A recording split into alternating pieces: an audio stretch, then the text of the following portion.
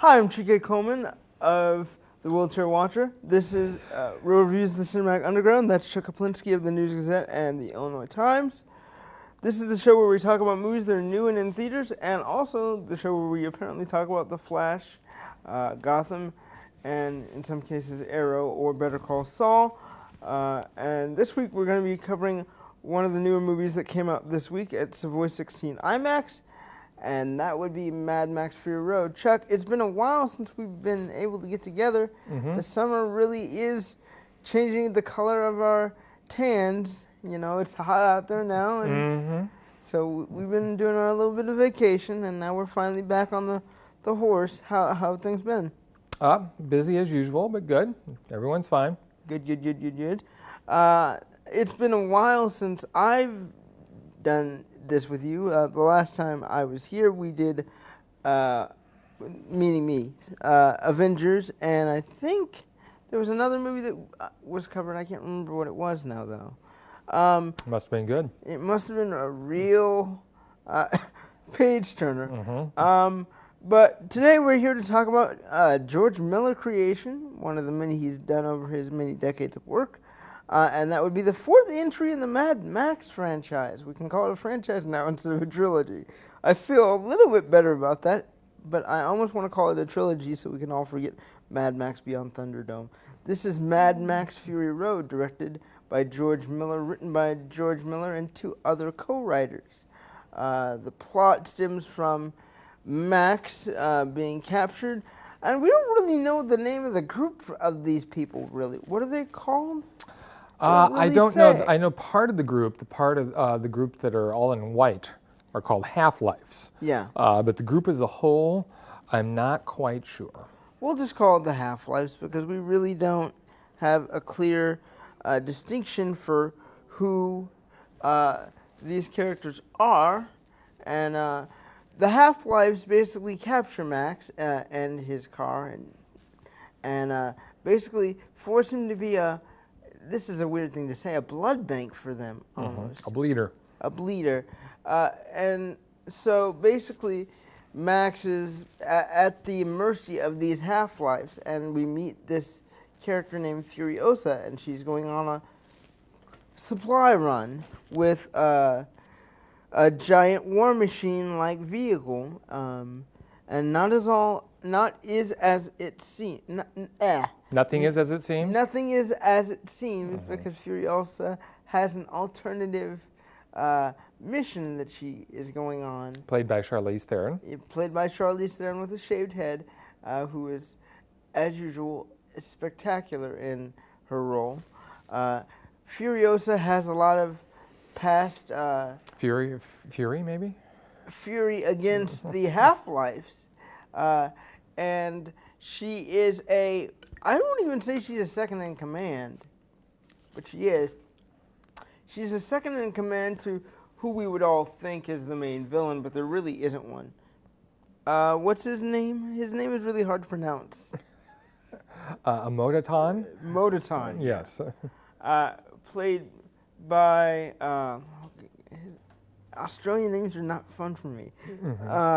He was in the first Mad Max. He was in the first Mad Max. He was in the Toe first Cutter. He was Toe Cutter in the first Mad Max. And you bumble along here. I'll look it up. Yeah, I'm not good with the name. I don't know why it's important, but you go ahead and look it up. In any case, she's on this mission. Furiosa's on this mission, and Max gets free of his Half-Life captors and wants to basically take over her war rig machine to make his own way through the world, and ends up in a situation where he is helping Furiosa, meanwhile dealing with PTSD issues from those children he could not save from a mission we're not really very clear on. So that's Mad Max Fury Road in summation. Chuck, what did you think about the movie? Hugh Keys Burn, by the way. Hugh Keys Burn. Yeah, right on the tip of your tongue, I'm sure. Yeah. I love this movie. I really love this movie. There were 2 4-star movies out that weekend, and this was one of them. One of the best things I've seen this year, right up there with Paddington and Far from the Madding Crowd, and I don't think you could have 3 films that are more dissimilar than those three. But the thing that one of the things I loved about it is just the imagination at play here in this film. A lot of people think that it's just a chase movie because what she's hauling out of there are virgins, or I guess we should say Emotiton's own private harem. Yeah. And they're tired of being treated as they are, and she's trying to take them to a place that she had come from, a place of a Garden of Eden, if you will, because of course this is after the world has ended. It's just nothing but desert, arid, water is at a premium.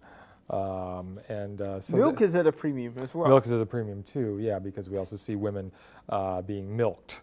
As Max is a bleeder, there are also milkers. So yeah, it's an incredibly imaginative, grotesque world.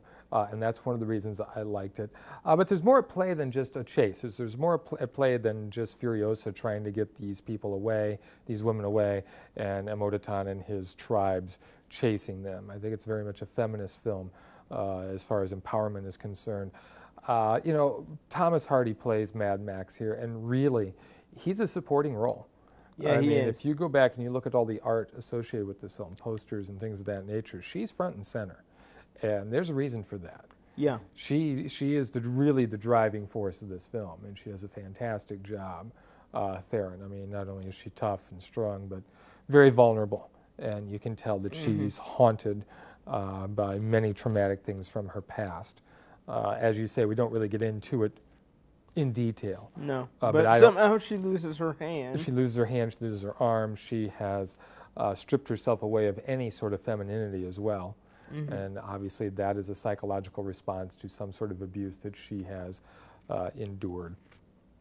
So she's a very sympathetic character. But also, I mean, what you know or what you expect from a film of this sort from Miller is action, and the action is astounding. I mean, you would think that they've done everything that they could possibly do in a car chase. Yeah, no. But he comes up with things that you couldn't imagine. One of my favorite things are as these vehicles are chasing the rig where the women are. Please say what I think you're going to say. Other vehicles come up to the side and they have these poles that where guys are on top and the poles go back and forth.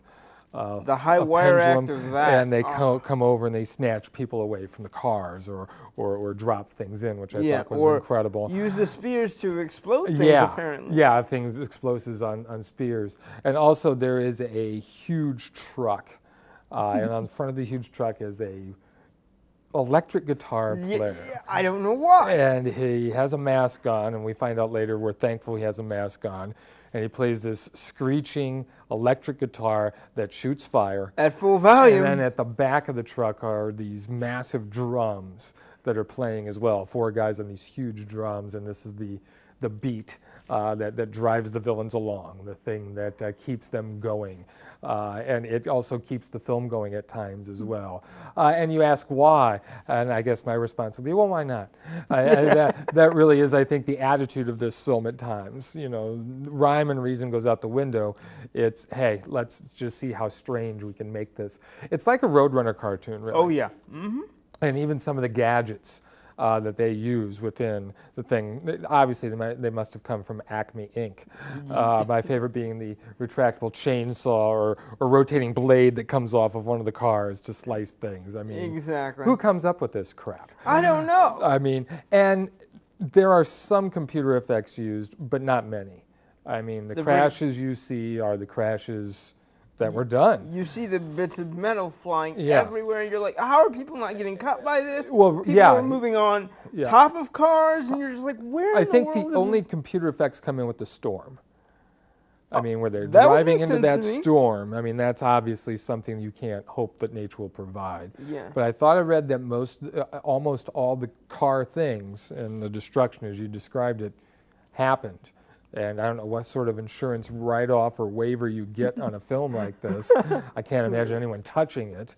But you know, that's why you like guys like Miller. They have a vision, and they stick to it, and they put it up there. You know, damned if they do, damned if they don't. Yeah. And that's what separates him from the pack. And that's going to separate him from all the superhero films of this year, or any year. Yeah. You know, and really, just the imagination and the fact that it's done old school. Yeah. I have a lot I love about this film. Tom Hardy's performance is incredibly subtle. Really? I would think so. See, I thought it was so subtle he wasn't there. He was, but he wasn't. I love how the first hour and change of the movie is him just grunting. Yeah, he doesn't do a heck of a lot vocally. It's a physical performance. His eyes tell the entire story for me. For that character. Well, at least. especially when he has that mask on. I mean, there's not a whole hell of a lot he can do. Right. And I don't blame him so much. I think his part's underwritten, quite frankly. Like I say, it's her But I'm movie. actually okay with that because of how strong Furiosa is as a character. Yeah, but I guess they had to call it Mad Max. Yeah. And I also love when they finally do reach people that Furiosa knows. Yeah. And the paradise. And the relationship she has to them is unique, and you're like, oh man, I wish I could see more of that, but knowing what I know. Well, and in keeping with that, the harem that she's getting out of there, they prove much stronger than anticipated as well. Right, they prove to be crafty. And I also want to give special mention to Nicholas Hoult in the film. Yes, I really liked him. Can I just ask one weird thing? Is that spray like a drug? I don't know. I'm assuming it is. That's what my brain was going to. There's a spray that's used on these half-lives that kind of reinvigorates their mantra of live, die, and I'll live tomorrow kind of a thing. Yeah, because Emoticon promises them a great afterlife. Right. Well, that old scam. So yeah, it must be a cheap synthetic type of drug that he can use to get them to do what he wants. Right. And I thought that was interesting. I also thought there's a dwarf midget-like character. I don't know what the As opposed to a dwarf giant. I guess so. Sorry, Mr. Redundant's here for a visit. Yeah, I know. Is he a dwarf, an elf, a midget, or a small person? Or a little person, I guess they say. I'm gonna go with the small person. Okay. And I feel like I think he was in Beyond Thunderdome. I thought I saw that actor in Beyond Thunderdome. So it was good and odd to see that character make a reappearance if that is the same actor. Right. The whole usage of water and the depravity of it in terms of the most of that group of people not being allowed it was interesting. Water used as an economic commodity. Right. Which I fear, is very prescient as far as where we're headed with our environment. And blood too. Blood too, in a weird way. I don't really understand why they had the blood hookup for Max. I don't know if it was a symbolic thing. I don't know. Or, but the way, here's my theory. Half-lives. And we're not quite sure what happened to the world, but if it was a radiation type thing, could the blood be used to perhaps rejuvenate? Rejuvenate, purify, purify some sort of. But how is Max not affected? Yeah, it's a murky little plot point. It's sketchy at best. And I went back and I did watch the original Mad Max, and they really didn't flesh out why all the chaos really began.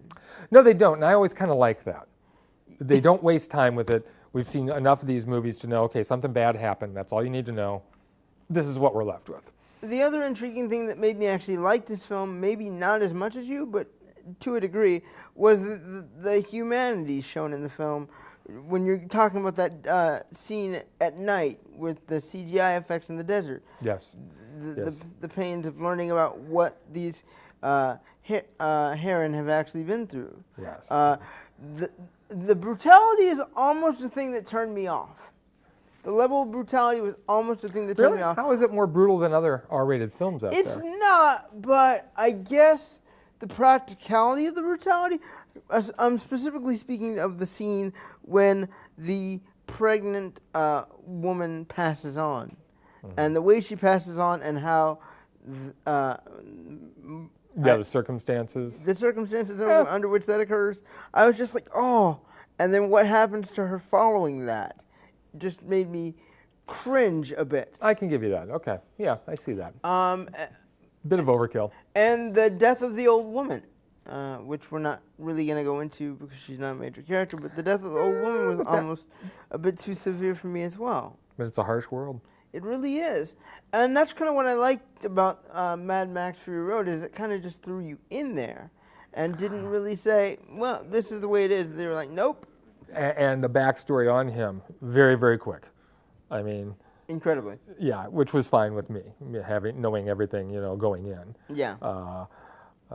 Interesting film, and I've had a lot of young people come up to me. I remember one person said, I really had no idea what was going on, but I loved it. I don't think they're used to that type of action, that type of filmmaking.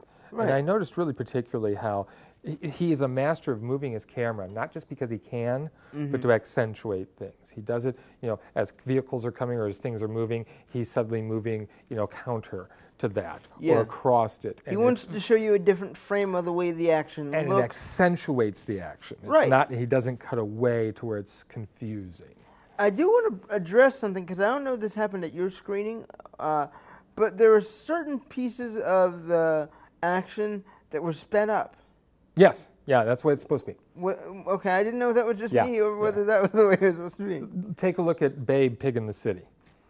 He does that a couple of times there, too. Oh. Yeah, yeah.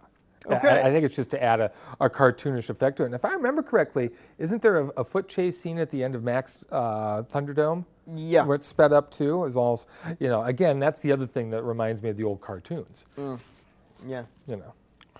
And I love his zany sense of playfulness here. He kind of just says, okay, you think that this world is messed up? Oh, I'll show you how messed up it is. This villain has his own theme music riding with him in the back of hundreds and hundreds of Half-Life soldiers, just ready to get revenge on Furiosa at the boss's command. I love his death, and I love what Theron's Furiosa character says to that villain at the end, which is, remember me. Remember all that you made me lose, and remember what I fought for. Yep. Before, she succumbs to the injuries she sustained. So I do recommend this movie. Maybe not as highly as you, but I do recommend it because it's a different way of looking at action and the way action is filmed, and a different way of telling the story overall, which I think is unique. It's not everybody's cup of tea. I saw this with my father, and he was shocked at the brutality and thought that it may incite violence in other people. And I just said, it's fantasy. People know it's fantasy. Only those who are really kind of left field are going to really take it as that. But I did enjoy my experience with Mad Max, and would be happy to see another film or another mini-series of Mad Max's adventures, which also made me really start thinking about one of George Miller's works that never got completed, the Justice League film. I would have been really intrigued and interested to see what he would have done with that. Having said that, I did enjoy the film. I'm going to give it 3.5 out of 5 stars.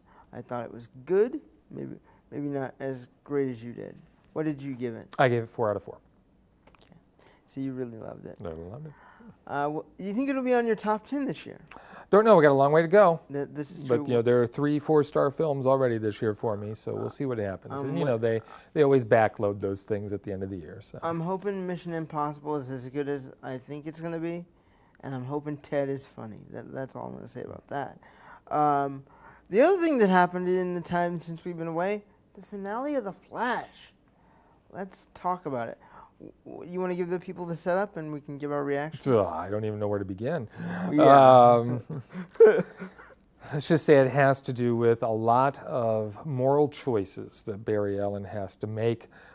He is given a great gift that many of us has always wanted, that is the ability to go to the past to rectify a great tragedy. And the choices he has to make regarding that decision have huge ramifications throughout the show. And that's really, I think, in a nutshell. I mean, we could get into the minutia, but if you haven't been watching the show, you're not going to know what the hell we're talking about anyway. Yeah, so it doesn't matter. So, you're damned if you do, damned if you don't. But really, it's Sorry, the folks. crux. It's where we've been headed the entire first season, I think, as far as Barry.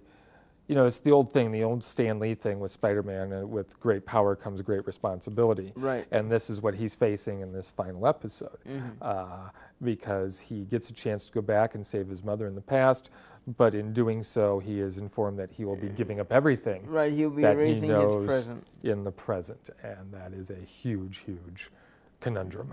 Yeah. You know where I was thinking this? That kid, I don't know, what's his name again? Grant Gustin? He must have been exhausted at the end of Filming? filming this episode, simply because all of the emotional scenes he had in this one episode. I mean, he must have been emotionally just wrung out by the end, and I'm really impressed with him. With Joe, with Iris. I mean, how many goodbyes did he have here? Like 5. You know, his mother, his dad. His adopted dad, Iris. And none of it was artificial. It all rang true, and that's kudos to him and the cast. Very much so, very much so. I was shocked at the previous week, the fact that we got a chance to fight Reverse Flash, and Barry got a chance to win in a weird way, which without those two there, he would have lost again. Well, you know, and that happened far too simply and far too quickly. Okay, I'll give you that. That was a problem I had with that episode. I mean, it was almost an add-on. So you knew that something else was up, that it happened way too simply. But of course, the setup for the final episode, though was quite good. Right. And what my big question is were you shocked at any point? Yes. Okay. Yes.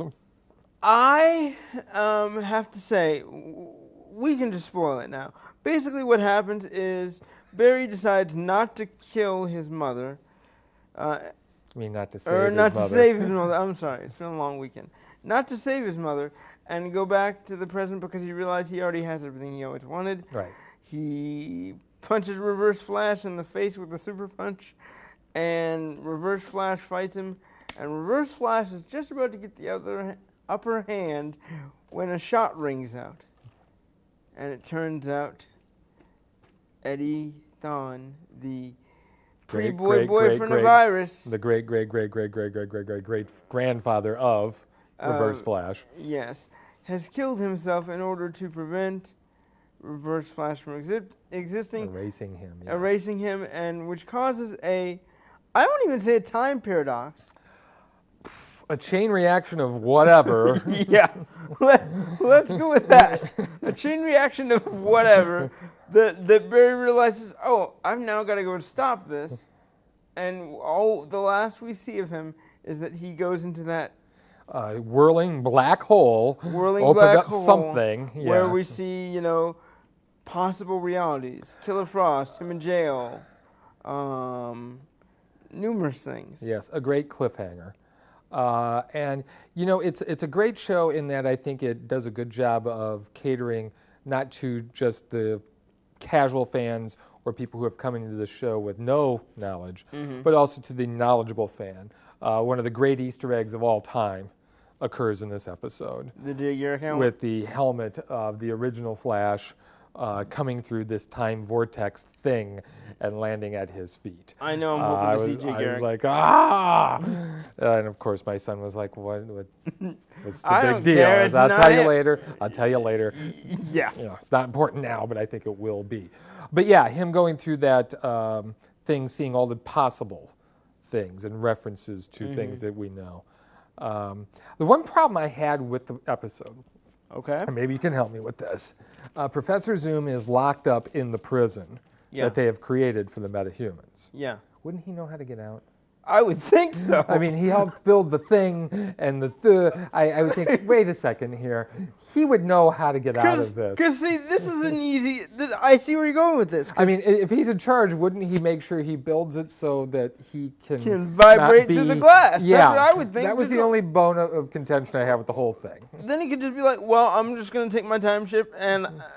But I think the whole crux would be, oh, crap, I'd have to get Barry to agree to this first. The only thing I could think of was that he was waiting... No, that doesn't work either. He'd have to get Barry to agree to do the first run around, though. Right. That's the only way that works. He could probably get free at any time. And by that time, he had already repaired the particle accelerator, so we wasn't waiting for that. No, he was waiting for Barry. He had to have Barry do the test run to make sure it worked. Yeah. That's the only... Yeah, still, that was the only... But it's a minor quibble compared to everything else. And the other thing I want to say, and I wanted to talk about this with you, see if you agree, the only place that DC is winning right now is television. Yeah, it's interesting. The only place they're winning right now is television. And instead of hedging their bets on making these TV actors feature film versions of their characters, they're going south of that. Yeah. I don't think that's a wise decision. It's a big mistake. It's a horrible decision.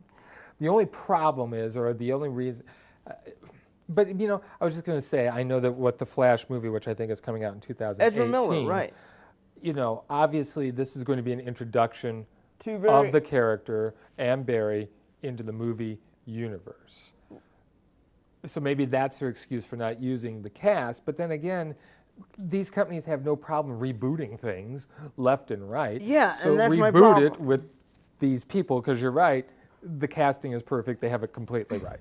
And you can't tell me they wouldn't work cheap too. Yeah, exactly. Which has to Especially appeal for to those them. actors that have been on TV. They're looking for their big break. Yeah. I mean, Stephen Amell just got his big feature film break in Teenage Mutant Ninja Turtles 2 as Casey Jones. Okay. He hasn't really done any film work to my knowledge, so that would be perfect. And you've got two of the best comedy writers writing that Flash movie. You've got Phil Lord and Chris Miller from the Lego Movie. Well, Lego Movie, 22 Jump Street, 22 21 Jump Street. Exactly. I believe they also had a hand in Last Man on Earth. Did they? That's right, they did. And I haven't seen that yet. Is it good? Oh, it's freaking hilarious. Yes. Okay, so I need to see it. You need to watch. I think it's only 10 episodes. I can do that. So you can knock I that can do off that. in no time. And then I think Jason Sudeikis plays, what's his name's brother? Anyway, back to The Flash. Okay. A great show. I don't know about this spin-off that they have coming up, Legends of the DC Universe. Legends of Tomorrow, DC. But I guess, I should be, open-minded because The Flash is good. I'm looking forward to Supergirl. I saw the pilot for that, did you? I saw the little 6-minute movie promotion thing that they had. The pilot got leaked. I watched the pilot. And? It's solid. It looks like it's fun. And I think that is where, well, I guess Arrow's not fun. It's about to be because they're getting rid of the dark tone. They're making it lighter. Because I was wondering if maybe that is how DC is getting a foothold in TV where Marvel is not. I mean, Marvel's got sort of a foothold. Well, they have Agents of S.H.I.E.L.D. And they got Agent Carter, Right. which... But I think, what else? I think we have to see how these other Netflix shows play out as well. Oh, Daredevil was a great beginning, Mm-hmm. and that certainly was dark. But, still, Marvel is very good at putting all this stuff together. I'm just happy DC's doing something right. Yeah. Quite frankly. Yeah, I've been waiting for years for them to get something right. Because we reviewed Man of Steel a long time ago now. Yeah. But we thought the Christ imagery was just ridiculous. No, that was far more worse than that there. But I am not looking forward to Superman versus Batman. I'm really not. In any sense. I mean, Ben Affleck is going to have to pull off one hell of a performance for me to be like, I like this movie. He's the least of our worries, my friend. What's the most of our worries then, if that's the least? Overdone.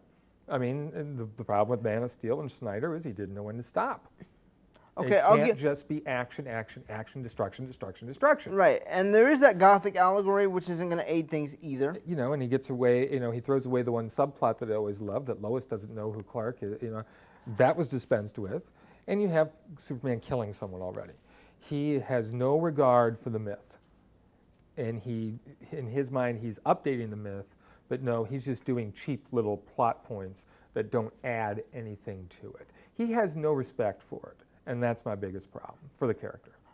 The character that I'm most worried about in comics right now, if you really want to get into this, is Spider-Man. I don't really want to get into it. Spider-Man is just... I'm worried about where they're going to go with that, because even if you're doing a teenage Peter Parker, how are you going to really make that character grow in a way that's organic? And I think Sam Raimi had it correct when he did his version. Well, the first thing you have to do is make a decent movie. Yeah. So that then you can make the other movies so we can watch them grow, but also... in the first movie, give me a character I can care about. Yeah, I know. It all goes back to the writing. We know this. We know this. We've talked about this since the beginning of the show. And I don't know who's writing this next Spider-Man, but we'll have to see. And we'll have to see how he's used in Civil War. Yeah, yeah. Hopefully he's used to some good effect. Are you excited about Ant-Man? I'm not excited, but I'm not dreading it. It looks like it's fun. I'm not dreading it as much as I was. Let me tell you what I think is going to happen, though, because I want to predict this now on air. Okay, and then we're done. I think Dr. Hank Pym is actually the villain. That's the thing I think. I think Hank Pym is actually the whole villain of the piece, Well, we'll see. and that he's orchestrating it with Corey Stoll's character. So that's our show for this week. Next week, what do you want to talk about? I don't know if you can get to Jurassic World. Maybe Jurassic we'll talk World about that. will definitely be a thing I will get to because I want to crap on the first three. Well, actually, two of the first three because I don't like Lost World as much, and I hate Jurassic Park 3. So we can talk about that next week as well as Jurassic World, and maybe I'll get too far from the maddening crowd because I do want to talk about that because you know that I love Carey Mulligan. So with that, you can find all of Chuck Kaplinsky's reviews on newsgazette.com and illinoistimes.com. You can find all my reviews on the wheelchairwatcher.com or wheelchairwatcher.com. If you have any questions for us, you can feel free to email me at Chike, CHIKEC8 @gmail.com. Until next week, we will see you at the movies. Bye, guys.